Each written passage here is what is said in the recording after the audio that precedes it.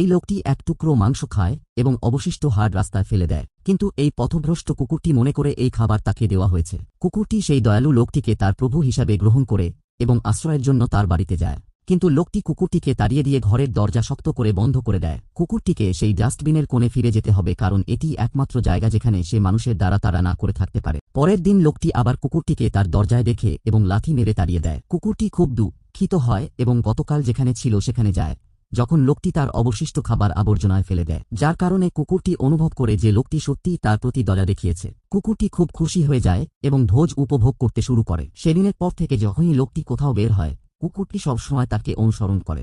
এতবার তাড়া করেও কুকুরটি কেন তাকে অনুসরণ করছে তা বুঝতে পারল না লোকটি, কিন্তু তারপর সে তার পিছনে তাকিয়ে দেখে যে একটি বাইক কুকুরটিকে ধাক্কা দিয়েছে, আর সেই অসহায় কুকুরটিকে দেখে চিৎকার করে মানুষটির মন গলে যায় এবং সে তার বাইক নিয়ে আসে। পরে সে কুকুরটিকে তুলে বাইকে করে এবং দ্রুত কুকুরটিকে দেখতে হাসপাতালে নিয়ে যায়।